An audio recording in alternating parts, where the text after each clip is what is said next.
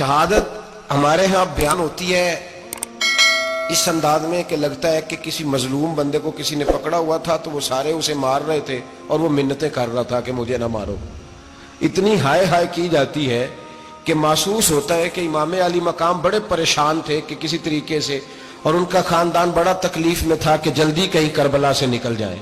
हालांकि इस धरती पे, इस कायनात पे सबर, शुजात, इस्तकामत और हौसला जिससे कायनात सीखेगी वो सिर्फ इमाम हुसैन ही है। इतने बड़े साबिर आदमी के बारे में इस तरह का रवैया इख्तियार करना कि वो तो गोया इस तरह कर रहे थे कि बस किसी तरीके से मेरी माज़, तो ये इमाम हुसैन की मजलूमियत सुना के लोगों को इस तरह का कर दिया जाता है। ये अंदाज बताया जाता है कि शायद वाक़या करबला रोने धोने का नाम है, हालांकि बात ये नहीं है। यजीद की लश्कर जो इमाम हुसैन के मुकाबले में आया, इमाम हुसैन के लश्कर की तादाद 72 थी, तो यजीद ने 22,000। मुझे बताइए 72 का 22,000 से को मुकाबला होता है? अमर बिन साद ने फिर उबैदुल्लाह इब्ने ज़ियाद को लिखा कि 22,000 बंदे थोड़े हैं, कुछ बंदे ज्यादा भेज। तो अमर बिन साद को उबैदुल्लाह इब्ने ज़ियाद कहने लगे कि तू पागल तो नहीं हो गया, 72 के लश्कर का 22,000 भेजा, और कितना भेजूं? तो उसने कहा तुम्हें ये नहीं पता ये लोग कौन है? ये मौला अली शेर खुदा की औलाद है। इनमें एक एक शख्स ऐसा है जो एक एक हजार के मुकाबले में लड़ना जानता है। तो यहां कमजोरी दिखाई जाती है। हमारे बच्चे समझने लगे हैं कि ये शायद कोई ऐसी दास्तान है, और इस तरह का माहौल टीवी पे मैं देख रहा था, इस तरह का माहौल बनाया जाता है जैसे कोई खौफ है। यानी वाकया करबला कोई ऐसा वाकया जिसे देख के खौफ तारी हो जाए, बच्चे रातों को डरे। वो अकेले दरख्त दिखाए जा रहे हैं और तीर दिखाए जा रहे हैं। ओ यार, क्या कौम की तरबियत कर रहे हैं? वाकया करबला हौसले का नाम है, दलेरी का नाम है। सुने बात असल में क्या थी, बड़े ठंडे दिमाग से मेरी बात को समझिएगा। हजरत मौला अली शेर खुदा के बाद मुसलमानों के मुतफिका अमीर बने थे हजरत अमीर माविया। उन्हें अमीर किसने बनाया था? इमाम हसन ने, हजरत अली के बड़े साहिबजादे। हजरत इमाम हसन ने उनसे सुलह की, उन्हें खिलाफत दी, और सही बुखारी में नबी पाक ने फरमाया था मेरा बेटा हसन सरदार है, जब मुसलमानों की जमातों में लहू बह जाएगा तो हसन उनकी सुलह करा देगा। वो सुलह इमाम हसन ने कराई। जनाब अमीर माविया अमीर बन गए। हजरत अमीर माविया रदी अल्लाह ताला अन्हो बड़ा प्यार करते थे नबी पाक से, बड़ा एहतराम करते थे हुजूर के खानदान का। उनकी जो इज्तिहादी खताएं हैं वो अपनी जगह पे मौजूद हैं। चूंकि इमाम हसन ने उनसे सुलह कर ली, लिहाजा हम भी उनके बारे में कोई जुमला कहने के मजाज, हमारी मजबूरी इमाम हसन है, इसलिए कि जिसे इमाम हसन सही कहे फिर इमाम हसन के मानने वाले को उसे गलत नहीं कहना चाहिए। हजरत अमीर माविया रदी अल्लाह ताला अन्हु का जब विसाल हुआ तो हजरत इमाम हसन पहले ही उनसे विसाल कर गए, आपको जहर दे दिया कि आप शहीद हो गए। इमाम हुसैन मौजूद थे। तो यजीद के बारे में लोगों ने कहा जनाब अमीर माविया से कि ये ठीक है, मुनासिब है और बहादुर है, दलेर है, वो जो होते हैं ना खुशामदी टोला। तो हजरत अमीर माविया के गिर्द भी कुछ ऐसे लोग थे, उन्होंने आपसे कहा कि यजीद को नामजद कर दे। तो आपने यजीद को बुलाया, हवाला मुझसे देख लीजिएगा, बुला के फरमाया कि 3 बंदों के सामने अपनी खिलाफत पेश करना, अगर वो तुझे मान जाए तो अमीर बन जाना, ना माने तो चुप करके घर बैठ जाना।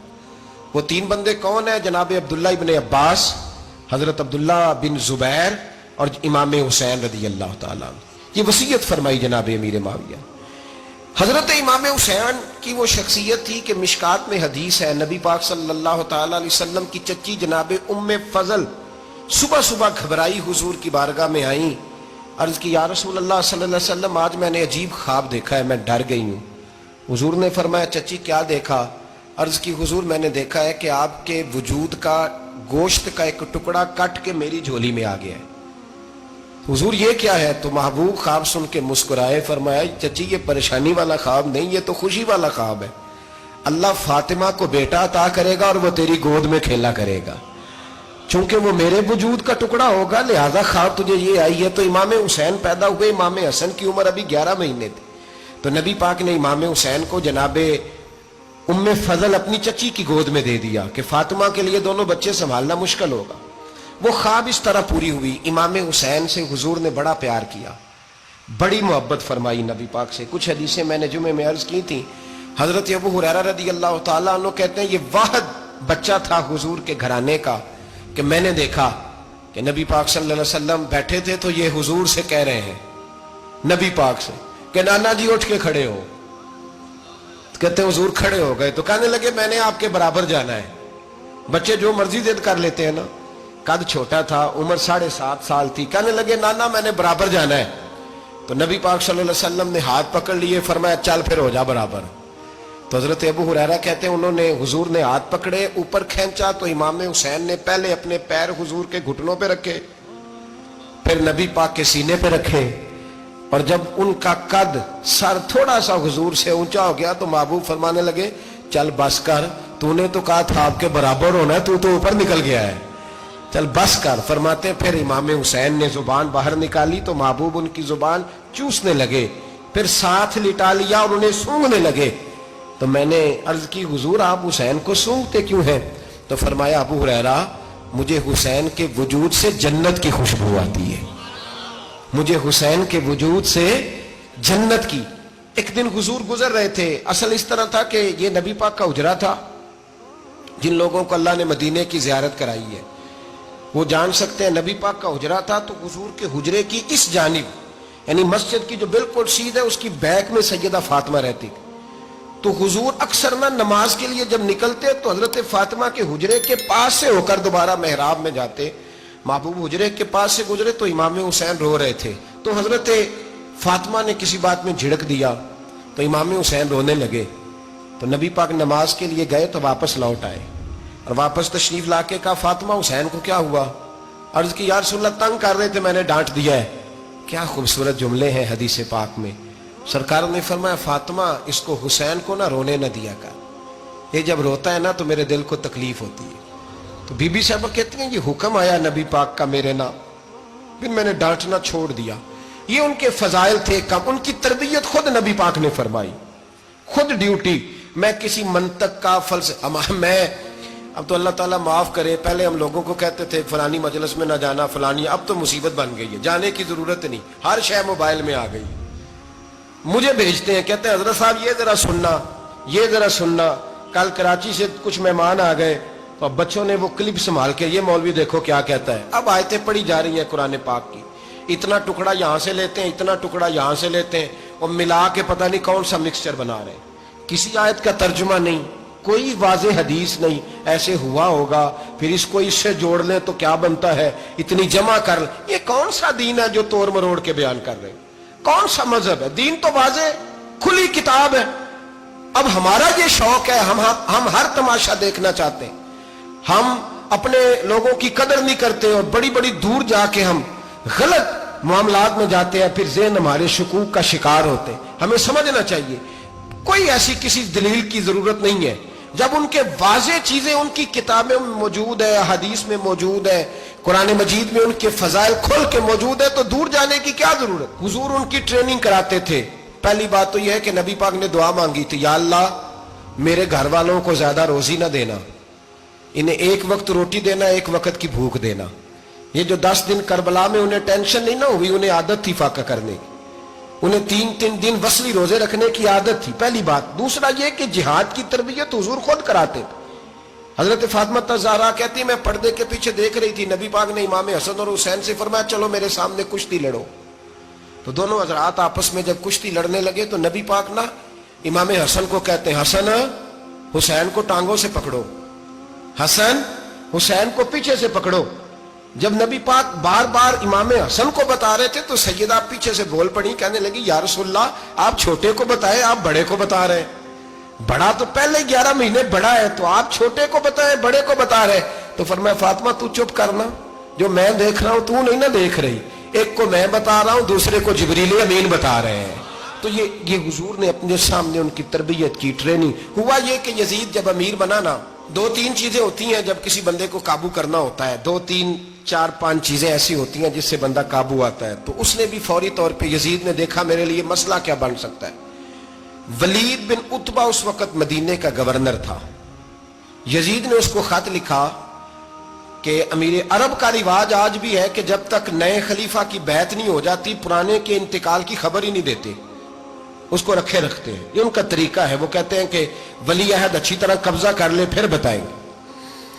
حضرت امیر معاویہ کا وصال ہو گیا, بتایا نہیں. یزید نے اب کیا کیا, چونکہ بڑا چلاک آدمی تھا, بڑا شاطر تھا, بڑا تیز تھا, اس نے ولید کو خط لکھا, کہنے لگا کہ فوری طور پہ عبداللہ ابن عباس کو بلاؤ اور اسے کہو میری بیعت کریں. یہ جو بیعت ہوتی تھی نا، یہ بھی سن لے کیا ہوتی تھی. یہ بیعت حلف ہوتا تھا کہ میں اللہ رسول کے نام پہ حلف دیتا ہوں کہ میں یزید کی اطاعت کروں گا، میں اس کے خلاف کوئی بغاوت نہیں کروں گا. کوئی یہ بیعت لوگ سمجھتے ہیں کہ بس ہاتھ پکڑنے کا نام بیعت تھا. اس بیعت کا متبادل جمہوری ملکوں کے اندر ووٹ آیا ہے. تو کہا بیعت کرے. حضرت عبداللہ ابن عباس کو بھی بلاؤ، عبداللہ بن زبیر کو بھی بلاؤ، امام حسین کو بھی بلاؤ. امام حسین آدھی رات کے وقت بیٹھے تھے مسجد نبوی میں، چونکہ پانچوں نمازوں کی آپ امامت کرتے. امام حسین نماز پڑھا کے عشاء کی بیٹھے تھے. جناب عبداللہ بن زبیر، عبداللہ بن زبیر کون تھے؟ یہ نبی پاک صلی اللہ علیہ وسلم کی پھوپھی پوتے تھے اور جناب صدیق اکبر کے نواسے تھے حضرت عبداللہ بن زبیر. اور جناب زبیر بن عوام عشرہ مبشرہ صحابی ہیں، ان کے بیٹے تھے. بہت زیرک آدمی تھے. یہ بھی امام حسین کے پاس بیٹھے تھے. عبداللہ ابن عباس بھی تھے جو حضور کے چچا کے بیٹے ہیں، اس امت کے پہلے مفسر ہیں قرآن پاک. یہ لوگ بیٹھے تھے تو ولید نے ایک بندہ بھیجا. اس نے آ کے کہا جناب آپ کو گورنر صاحب نے بلایا ہے. اس امت کے پہلے مفسر ہیں قرآن پاک. یہ لوگ بیٹھے تھے تو ولید نے ایک بندہ بھیجا. اس نے آ کے کہا جناب آپ کو گورنر صاحب نے بلایا ہے. تو عبداللہ بن زبیر کہنے لگے حسین اس وقت بلانے کی بات سمجھ میں نہیں آئی. تو امام حسین بڑے بصیرت والے تھے، اللہ نے بصیرت دی تھی. کہنے لگے عبداللہ آپ کو سمجھ نہیں آئی، مجھے سمجھ آ گئی ہے، امیر معاویہ وصال کر گئے اور یہ ہمیں جو بلایا گیا ہے نا، یہ یزید کی بیعت کے لیے بلایا گیا ہے. تو کہا پھر آپ آدھی رات کو نہ جائیں، آپ کے لیے خطرہ ہوگا. تو امام حسین فرمانے لگے خطرہ حسین کو نہیں ہوتا. نہیں کہا پھر بھی آپ مہربانی کریں ذرا احتیاط سے جائیں. تو جناب عبداللہ ابن زبیر نے، عبداللہ ابن عباس نے 14 بندے نیزے دے کے، تلواریں دے کے امام حسین کے ساتھ بھیجے اور کہا کہ امام حسین اگر اس نے کوئی غلط ملت بات کی نا، زبردستی بیعت کرنے کا کہا، تو آپ بس کوئی ایک بات اونچی آواز میں کر دینا، یہ سپاہی پیچھے آ جائیں گے. امام حسین ان 14 بندوں کو لے کے گورنر ہاؤس پہنچ گئے. جب آپ وہاں پہنچے اس نے بتایا، اس نے کہا جی حضرت امیر معاویہ انتقال کر گئے اور آپ نے یزید کی بیعت کرنی ہے. تو امام حسین فرمانے لگے میں چھپ کے بیعت نہیں کروں گا. مجمع لگاؤ، جمعے والے دن اعلان کرو. جو طریقہ ہے حضرت ابو بکر صدیق کا، جو طریقہ ہے حضرت عمر فاروق کا، جو انداز حضرت عثمان غنی کا ہے، جو مولا علی کا ہے، سر عام اعلان کرو. اگر ساری دنیا یزید کی بیعت کرے گی تو میں بھی تیار ہوں. تم مجھ سے بیعت لے کے پھر لوگوں کو بتانا چاہتے ہو کہ حسین بیعت ہو کر رہے ہیں تو تم کیوں نہیں کر رہے؟ میں عام آدمی نہیں ہوں، لہذا چھپ کے بیعت نہیں کرتا. جب یہ بات کی نا تو ولید بڑا نرم دل تھا اور امام حسین کی شان کو جانتا تھا. وہ جانتا تھا یہ نبی پاک کا خاندان ہے. اس نے کہا جی مجھے تو حکم تھا، باقی آپ حضور کے نواسے ہیں، میں کر کچھ. وہاں ایک بڑا بدبخت شخص بیٹھا تھا، عبد الملک بن مروان. وہ ولید سے کہنے لگا کہ اگر حسین آج تمہارے ہاتھ سے نکل گئے تو تمہارے لیے بہت بڑا مسئلہ کھڑا ہو جائے. انہیں جانے نہ دینا، یا بیعت کراؤ یا ان سے کہو جنگ کے لیے تیار ہو. تو امام حسین رضی اللہ تعالیٰ عنہ کے کانوں میں آواز گئی تو فرمانے لگے ابن مرجانہ، اگر تیرے اندر جرت ہے تو آ سامنے حسین کے، اس کے کانوں میں باتیں نہ کر، کانا پھوسی نہ کر، باہر آ میدان میں، شرارت نہ کر، باہر آ. میں تمہیں ابھی بتاتا ہوں کہ حسین سے مقابلہ کرنے کا انجام کیا ہے. یہ کہہ کہ امام حسین باہر نکلے، اپنے بھائی محمد بن انفیہ کو بلایا، عبداللہ بن زبیر، عبداللہ ابن عباس، ڈھیر سارے لوگ اکٹھے ہو گئے. فرمایا یہ معاملہ ہے، اب کیا کرنا ہے؟ تو وہ کہنے لگے حضور وقت ابھی مناسب نہیں ہے، آپ اس طرح کریں یہاں رکے، ہم مکے سے، عراق سے، کوفے سے لوگوں کو بلاتے ہیں، یہاں ایک بڑی مجلس مشاورت قائم کرتے ہیں. امام حسین فرمانے لگے اگر تم مشاورت قائم کرو گے تو ولید اور عبد الملک بن مروان وہ تو جنگ کرنے کو تیار ہے، اور نبی پاک نے فرمایا ایک مینڈا ہوگا جس کی وجہ سے مدینے کی گلیوں میں لہو بہے گا. فرمانے لگے میں وہ بکرا، وہ مینڈا نہیں بننا چاہتا. کہا پھر آپ کیا کریں گے؟ تو امام حسین رو پڑے، فرمانے لگے میں مدینہ چھوڑ جاؤں گا لیکن مدینے کی حرمت پامال نہیں ہونے دوں گا. امام علی مقام آدھی رات کے وقت نکلے. سیدہ فاطمہ کا دروازہ ایک اس دن تھا جس دن حضرت مولا علی کوفے چلے گئے تھے، اور دوبارہ آج تالا لگا جب امام حسین نکلے. آپ جنت البقیع کے پیچھے کھڑے ہو کے حضور کا روضہ دیکھنے لگے. اس وقت گنبد تو نہیں ہوتا تھا، روضہ دیکھنے لگے. نانا تیرے کرم کے خزینے کی خیر ہو، میں جا رہا ہوں تیرے مدینے کی خیر ہو. سارا خاندان لے گئے، مکے تشریف لے گئے. حج کے ایام قریب آنے والے تھے. امام حسین نے وہاں لوگوں سے باتیں کی. جب امام حسین وہاں پہنچے تو کوفے سے خط آنے لگے. کوفہ حضرت علی کا دار الخلافہ تھا، وہاں آپ کے محبین، پیار کرنے والے ڈھیروں تھے. انہیں خط لکھے کہ हुजूर आप चुप करके बैठे हुए हैं और हमारे ऊपर यजीद मुसल्लत हो गया है, आप अगर मैदान में नहीं निकलेंगे, आप नहीं आएंगे तो हम अल्लाह की बारगाह में शिकवा करेंगे कि कोई हमारी कमान करने को तैयार ही नहीं हुआ। और वो खात 1 2 3 नहीं आए, वो खात इतने थे कि 3 बोरियों में भरे थे इमाम हुसैन, 3 बोरियों में। अब मजबूरी हो जाती है, हक के लिए कई दफा बात करना मजबूरी होती है, अगर नहीं करेगा तो फिर इसको भी कब्र में जवाब देना पड़ेगा। इमाम अली मकाम रदी अल्लाह ताला अन्हो ने मक्के में अब लोगों को जमा किया मशवरे के लिए। हर बंदे ने कहा हुजूर वो बुला तो रहे हैं पर अपने वादों के पक्के। कहा हुजूर वो पक्के नहीं, आप ना जाए। हर बंदे ने कहा हालात ठीक नहीं, हालात ग्राउंड रियलिटी सही नहीं। यही मशवरा आज भी हर बंदा देता है, अभी हालात नहीं। इतने खराब हालात कभी नहीं हुए थे जितने इमाम हुसैन के दौर में थे। लेकिन फरमाया मैं दीन के खिलाफ गलत हुक्मरान को मुसल्लत होने की इजाजत, बोल के बताइए, बोल के, गलत हुक्मरान को मुसल्लत होने की इजाजत मज़ाहमत करूंगा, मुखालफत करूंगा। इमाम कहने लगे कोई बात नहीं, वो मेरे साथ चले ना चले लेकिन मैं कूफे जाऊंगा।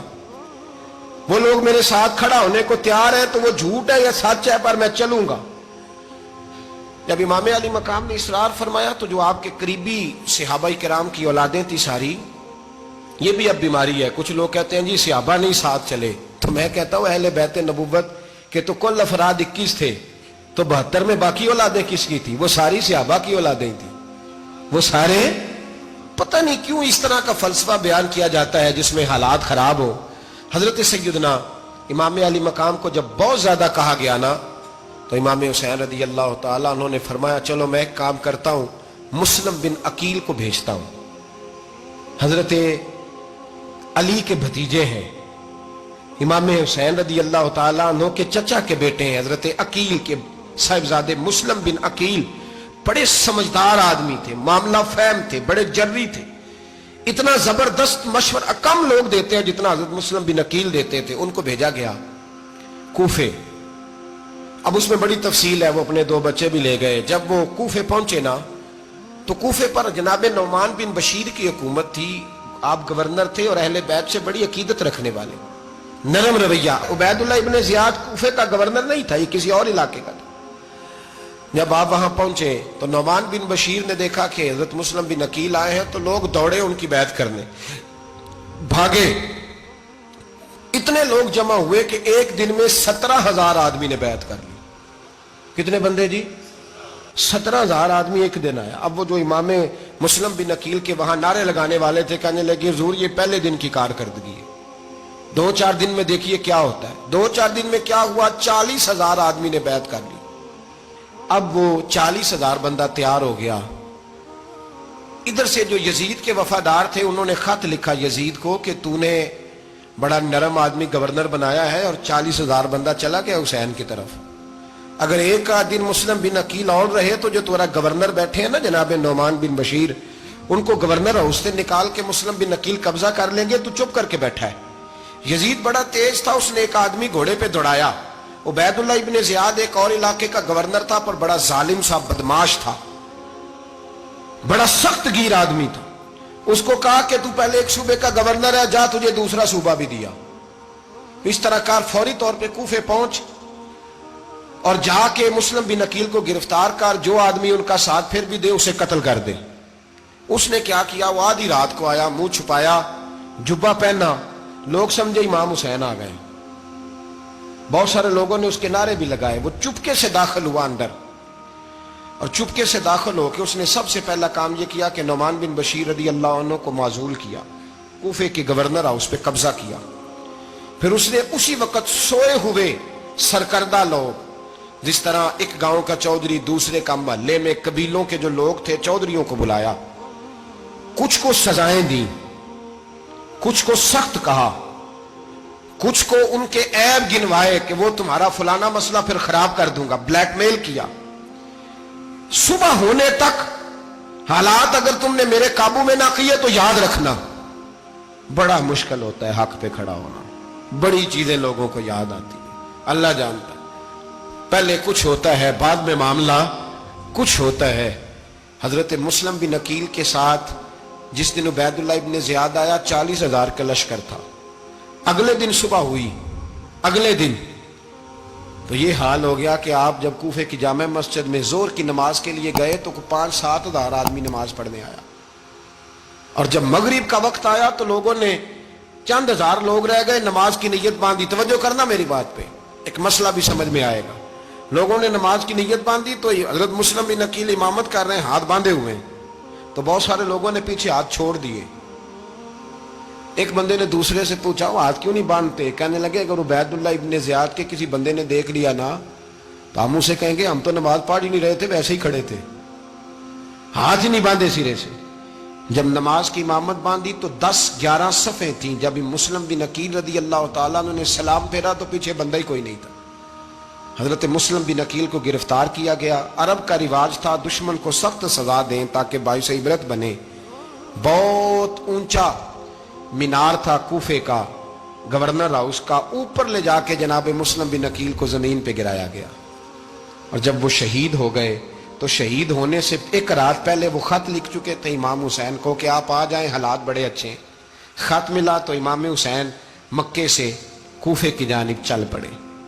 امام علی مقام رضی اللہ تعالیٰ عنہ جب چل پڑے، تشریف لا رہے تھے تو رستے میں فرزق شاعر ملا، بڑا محب اہل بیت تھا. رستے میں ملاقات ہوئی، اللہ اکبر. حضرت مسلم بن عقیل جب گرایا شہید ہو گئے تو پھر اس نے اس طرح کیا کہ آپ کی لاش کو لٹکا دیا چوک میں. لوگ دیکھتے تھے تو عورتیں بچوں کہتی تھی تو نے باہر نہیں نکلنا، ہم نے نہیں امام حسین کے ساتھ چلنا، بس بڑا خوف ہے، کوئی بندہ نہ باہر نکلے، کوئی نہیں ضرورت، ہمیں حالات بہتر ہوگی تو دیکھی جائے. آج کتنے لوگ ہیں، کتنی دیگیں پکی، کتنی نیازیں بٹی، کیا کچھ ہوا. آپ ناراض نہ ہونا، میں آپ میں سے ہوں، آپ مجھ سے ہیں، یہ بات آپ کی نہیں میری سب کی ہے.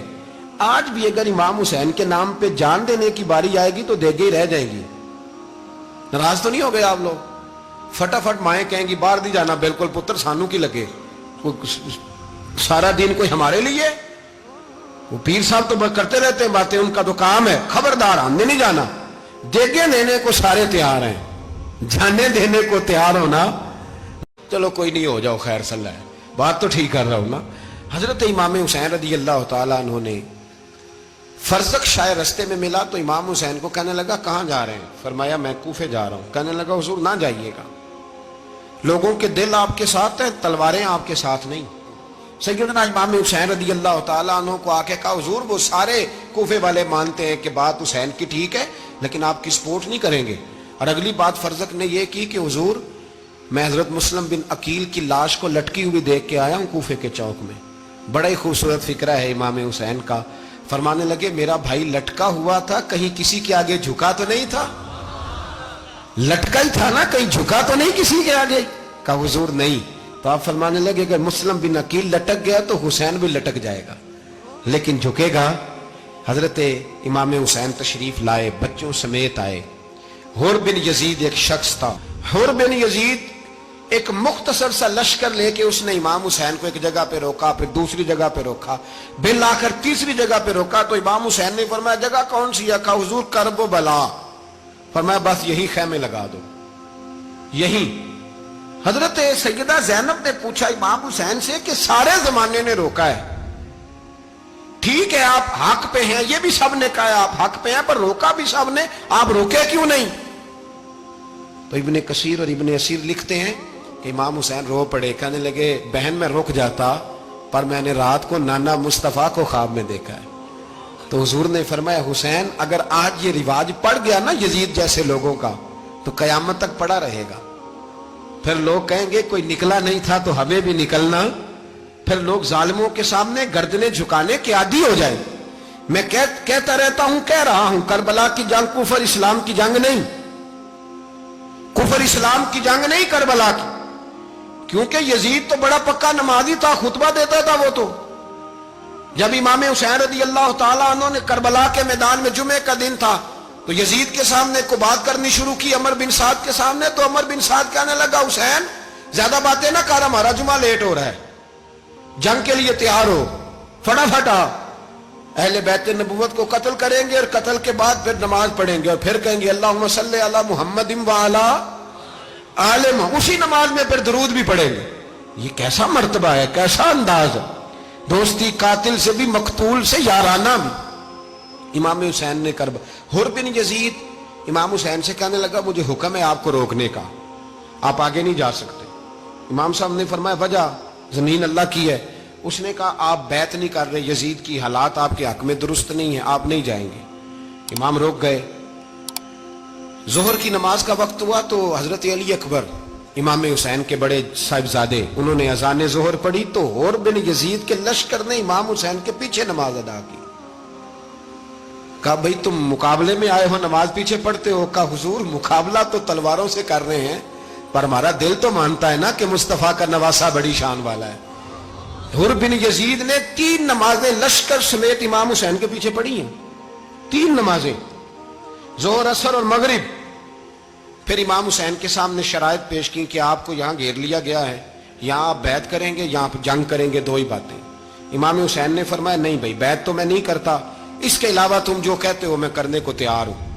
اس نے خط لکھا، عبید اللہ ابن زیاد کو ایک بندہ دوڑایا پیچھے، کوفے چند میل پہ کوفہ تھا۔ کہا وہ نہیں مان رہے، کیا کرنا ہے؟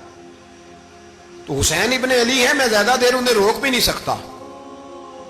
انہوں نے پیغام دیا حر بن یزید کو کہ کرنا کچھ بھی نہیں، ان کا پانی بند کر دو، بلیک میل کرو، کھانا پانی نہیں ملے گا، چھوٹے چھوٹے بچے ہیں، خود ہی مان جائیں گے۔ حضرت امام علی مقام کے بارے میں حر کے پاس جب یہ پیغام آیا تو حر کہنے لگا میری طبیعت نہیں مانتی حسین پر پانی بند کروں، دل نہیں مانتا۔ جب یہ لفظ کہے نا دوبارہ تو پھر عبید اللہ ابن زیاد نے عمر بن سعد کو 10,000 آدمی دے کے بھیجا۔ کہا حر بن یزید لچک دکھا رہا ہے حسین کے حق میں۔ ایک رے کا علاقہ تھا، بڑی وہاں فصل ہوتی تھی، لوگ کوشش کرتے تھے وہاں کا گورنر بننے کی، کوشش کرتے تھے۔ تو عبید اللہ ابن زیاد کہنے لگا تمہیں رے کی گورنری ملے گی، سب سے سرسبز و شاداب علاقہ، تمہیں وہاں کا گورنر بنایا جائے گا اگر حسین کے خلاف لڑو گے۔ یہ اتنی زبردست ہوتی ہیں گورنریاں کہ گورنریوں کے لیے لوگ نسل رسول کے خلاف بھی نکل آتے ہیں۔ یہ اتنی تگڑی ہوتی ہیں، اتنی جلدی وفاداریاں بدلتی ہیں۔ وقت اتنا نہیں کہ میں مزید تفصیل میں جاؤں۔ امام حسین کو روک لیا گیا، عمر بن سعد نے روک لیا۔ 1 محرم کو امام آئے، 7 محرم تا روکا گیا، 7 محرم کو پانی بند کر دیا۔ جانور پانی پیتے تھے، گھوڑے پیتے تھے، کتے پیتے تھے، لیکن مصطفیٰ کے گھرانے کو پانی پینے کی اجازت 3 دن تک پانی بند رہا۔ 9 محرم کو عمر بن سعد نے اور لوگ بلائے۔ شمر ایک بڑا سخت آدمی تھا، سنگ دل بدبخت، جس نے حضرت علی اصغر کے گلے پر تیر مارا تھا، وہ اور لشکر لے کے آیا۔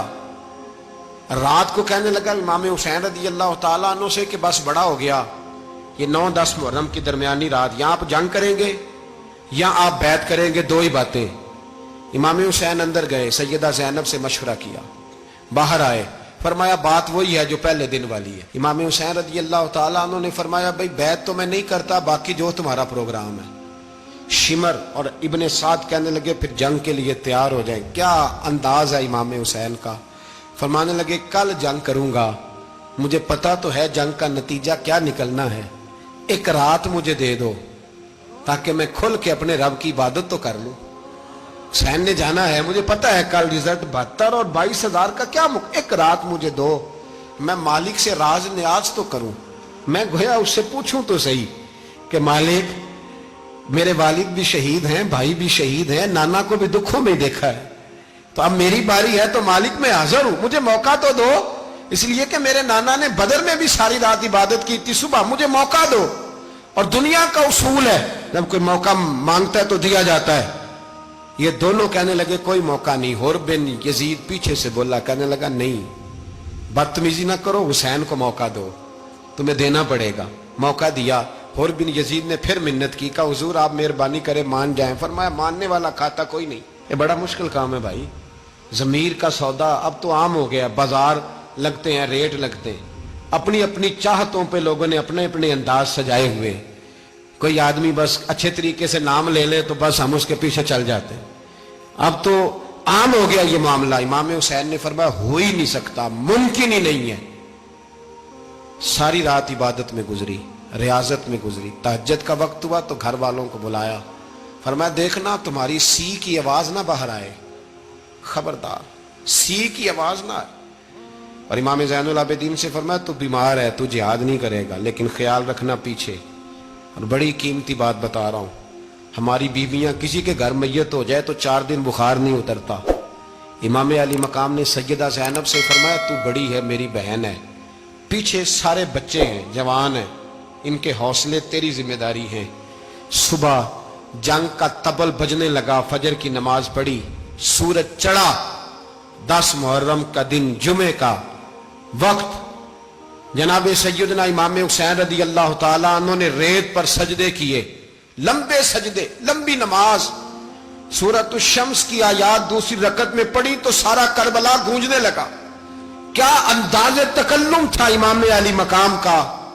نماز مکمل ہوئی تو حور بن یزید، عمر بن سعد اور شیمر سے کہنے لگے واقعی حسین سے لڑو گے؟ پتہ نہیں کون ہے۔ قل لا اسألکم علیہ اجرا، تم نے نہیں پڑھا؟ الا المودۃ فی القربى، تمہاری آنکھیں بند ہیں۔ الحسن والحسین سید الشباب اہل جنہ، تمہیں نہیں پتا؟ کہنے لگا چپ کر، حکومت نظر آ رہی ہے۔ اور بن یزید کہنے لگا پھر میرا بھی فیصلہ سنو، مجھے حکومت نہیں چاہیے، مجھے جنت چاہیے۔ حکومت نہیں چاہیے۔ امام حسین کی پہلی فتح دیکھیں، اور بن یزید ایڑی لگا کے نا یزید کے لشکر سے نکل کے امام حسین کے لشکر میں شامل ہو گئے، اور پہلا شخص جس نے امام حسین کو روکا، امام حسین کے نام پر پہلا سر بھی اسی شخص نے کٹایا ہے۔ لیکن یزید کی قبر پہ لعنت بھی کوئی نہیں برساتا، اس کا محل تھا بہت بڑا، لیکن جب لوگ کربلا میں امام حسین کو سلام کرنے جاتے ہیں تو قدموں میں حور بن یزید کا مزار بھی بنا ہوا ہے، اس کو بھی سلامی دی جاتی ہے۔ اور اب ہم اکیلا حور بن یزید نہیں کہتے، ہم کہتے ہیں حور بن یزید رضی اللہ تعالی۔ اب ہم اتنی تعظیم کرتے ہیں اس حور کی۔ جناب امام حسین کو میدان میں کھڑا کیا گیا، جہاد کا طبل بجا، پہلے خدام آئے، اور سن لو آج وہ پتہ نہیں بازاری سے لوگ چڑھ گئے اسٹیجوں پہ، بازاری سے، نہ چہرے پہ داڑھی ہے، نہ سر پہ کوئی کپڑا ہے، بازاری لوگ ہیں، بھاگ رہے ہیں، بازو چڑھائے ہوئے ہیں، بٹن کھولے ہوئے ہیں، تماشا بنا دیا۔ سننے والوں کا بھی اللہ ہی حافظ ہے، وہ سٹیج پہ یہ اہل بیت کی شان بیان کرتا ہے، بھاگ کے ادھر جاتا ہے، یہ کوئی طریقہ ہے؟ سننے والوں کا بھی عجیب انداز ہے، ہر بندے کو سننے بیٹھ جاتے ہیں۔ دین مہذب ہے، تہذیب والا ہے، دلائل رکھتا ہے، دین وقار رکھتا ہے، ایسے لوگ اب دین بیان کریں گے؟ حضرت سیدنا امام حسین رضی اللہ تعالیٰ عنہ صبح جب جہاد کا وقت آیا، پتہ ہے کون کون تھے کربلا میں؟ امام حسین کے ساتھ امام حسین کے 4 بھائی تھے کربلا میں۔ کتنے؟ بول کے بتائیں۔ حضرت علی کے 4 بیٹے، عباس بن علی، جن کو حضرت عباس کہا جاتا ہے نا، علمدار، یہ حضرت علی کی دوسری زوجہ میں سے عباس بن علی بھی تھے، اور ابو بکر بن علی بھی تھے، عمر بن علی بھی تھے، عثمان بن، یہ حضرت علی کے بچوں کے نام ہیں۔ یہ آپ کے شہزادے امام حسین کے ساتھ شہید ہوئے، ان کا نام صرف اس لیے نہیں لیا جاتا کہ ان کا نام خلفائے ثلاثہ کے نام پہ، حضرت علی نے اپنے یاروں کے نام پہ رکھا ہے، تو تم نے کربلا کے میدان سے خارج کر دیا۔ یہ تینوں شہزادے حضرت جناب سیدنا امام حسین کے ساتھ تھے، یہ بھی شہید ہوئے۔ حضرت جناب زینب امام حسین کی سگی بہن ہے، ان کے 2 بچے تھے، اون و محمد۔ جب امام حسین میدان میں جانے لگے تو جناب زینب بچوں سے کہنے لگی نہ، پہلے بھائی نہیں جائے گا، پہلے بھانجے جائیں گے۔ 2 بچے شہید ہوئے۔ حضرت قاسم بن حسن امام حسن کے بیٹے تھے، وہ جب میدان میں جانے لگے تو امام حسین نے کہا نہیں بھائی تو نہیں جائے گا، تو میرے بھائی کی نشانی ہے، میں جاؤں گا۔ تو حضرت قاسم بن حسن نے ایک تعویذ کھول کے دیا کہ ابا جی میرے والد نے کہا تھا جب بڑی مشکل آ جائے تو تعویذ کھول کے دیکھنا، تو آج بڑی مشکل آئی ہے تو میں نے تعویذ کھولا ہے، تو یہ دیکھیں کیا لکھا ہے، یہ تو رکا ہے، تعویذ ہے ہی نہیں۔ جب کھول کے دیکھا تو اس پہ لکھا تھا قاسم اگر حسین پہ کوئی خارج کر دیا۔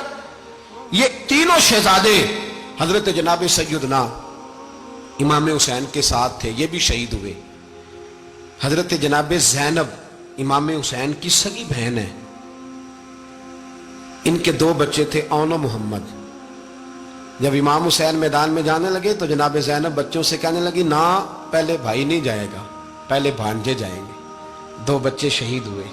حضرت قاسم بن حسن امام حسن کے بیٹے تھے، وہ جب میدان میں جانے لگے تو امام حسین نے کہا نہیں بھائی تو نہیں جائے گا، تو میرے بھائی کی نشانی ہے، میں جاؤں گا. تو حضرت قاسم بن حسن نے ایک تعویذ کھول کے دیا کہ ابا جی میرے والد نے کہا تھا جب بڑی مشکل آ جائے تو تعویذ کھول کے دیکھنا. تو آج بڑی مشکل آئی ہے تو میں نے تعویذ کھولا ہے, تو یہ دیکھیں کیا لکھا ہے. یہ تو رکا ہے, تعویذ ہے ہی نہیں. جب کھول کے دیکھا تو اس پہ لکھا تھا قاسم اگر حسین پہ کوئی کڑا وقت آ جائے تو بیٹھ کے آگے آگے رہنا, اگر کڑا وقت میرے بھائی پہ کبھی آ جائے نا دیکھنا اس کے آگے آگے چلنا, اسے حسن کی کمی نہ محسوس ہو. پائیاں جہا ساک نہیں کوئی جے وچ خار نہ ہوئے. سیدنا امام حسین پہلی دفعہ کربلا میں اس وقت روئے جب یہ رکا, آپ نے دیکھا تو فرمایا ٹھیک ہے اگر حسن کی یہ وصیت ہے تو میں نے زندگی میں اگر ان کی ہر بات مانی ہے اب بھی مانوں گا, تمہیں اجازت ہے. جناب قاسم بن حسن 16 سال کا جوان جب میدان میں نکلے تو ہائے ہائے پتہ نہیں کہاں سے آ گئی ہے. امام قاسم بن حسن جب میدان میں نکلے تو تبری سے لے کر علامہ ابو الاسناد صاحب سب کو پڑھ کے تو دیکھو, 3 دن کی پیاس ہے, شدید آزمائش ہے, دکھ ہے, تکلیفیں ہیں, پھر بھی پہلی دفعہ جب میدان میں گئے ہیں واپس آئے ہیں 19 لوگوں کو قتل کر کے واپس آئے. سناؤ قصہ خیبر کو تمامی اپنے بچوں کو.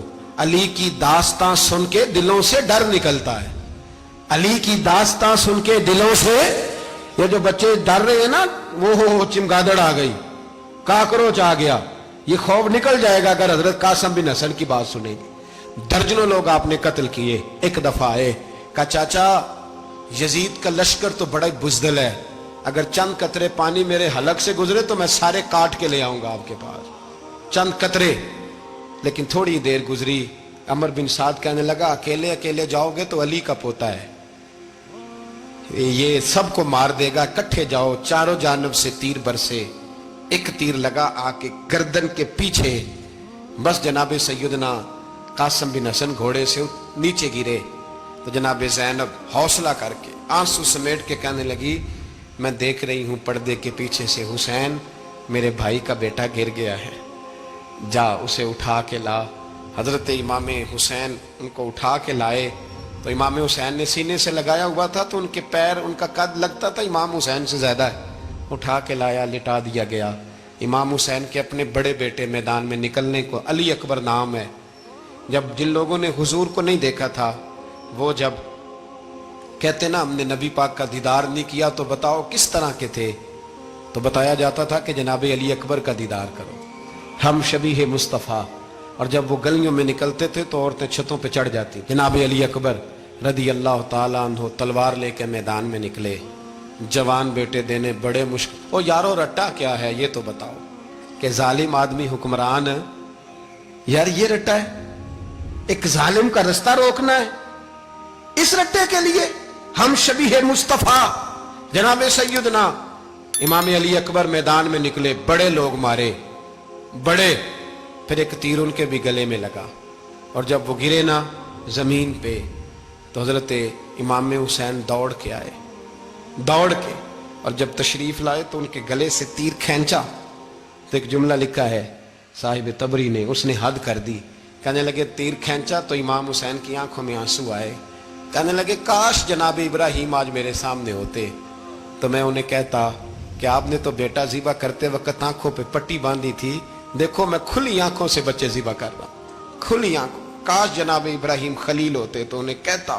جناب علی اکبر بھی شہید ہوئے. حضرت علی اصغر کو تو اچانک اٹھایا تھا امام حسین, باہر نکلے تو گردن پہ تیر لگا تو 6 مہینے کا بچہ وہ بھی شہید ہوا. خون اچھالا آسمان کی طرف تو کہا مولا دیکھ لے میں نے 6 مہینے والا بھی نہیں بچایا, وہ بھی دے دیا ہے. پھر حضرت عباس کو بیٹیوں نے کہا کہ اب نہ, کچھ کہتے ہیں پہلے شہید ہوئے, کچھ نے لکھا بعد میں, کہ اب ہم سے پانی کے بغیر نہیں رہا جاتا. تو جناب عباس پانی کا مشکیزہ لے کے نکلے باہر, ایک ہاتھ کٹا, دوسرے پہ مشکیزہ وہ بھی کٹا, پھر پانی تو بھر لیا تھا لا نہ سکے, پھر گردن کٹی تو شہید ہوئے. بچوں کی بھی شہادت ہوئی, پر جب ان کا لاشا اٹھایا تو امام حسین کہنے لگے مولا اب نہ حسین کی کمر کمزور ہو گئی ہے, اب کمزور ہو, اور بھائی ایک میت ہو جائے تو 4-5 دن تو پوری آنکھیں نہیں کھلتی, کیسا جری خاندان ہے. تھوڑی دیر گزری تو امام علی مقام نے پٹکا باندھا, سر پہ دستار باندھی, مولا علی کی تلوار پکڑی, नबी पाक का इमामा बांधा और घोड़े पे सवार हुए तो कहने लगे ज़ैनब घर तेरे हवाले और मैं अल्लाह के हवाले, घर तेरे हवाले और मैं। और फिर इमाम हुसैन निकले, इमाम अली मकाम निकले। रावी कहते हैं कि ये जलवा पहले भी बड़े सोने थे, पर आज जो रंग देखा वो कभी नहीं देखा। क्या अंदाज था, जिधर जाते नारा लगाते तो हद हो जाते। इतने लोग इमाम हुसैन ने काटे, इतने काटे, फिर वापस पलट के आए और कहने लगे ज़ैनब जरा पर्दे के पीछे से देख तो सही मेरी बहन, इन बुज़दिलों को जुर्रत ही नहीं हो रही हुसैन के मुकाबले में आने। एक दूसरे को धक्का देते, तू जा तू जा। फिर इकट्ठे वार हुए। ये कौन है कटा हुआ, लिबास है फटा हुआ, ये बिल यकीन हुसैन है, नबी का नूर ऐन है। फिर चारों जानिब से तीर बरसे।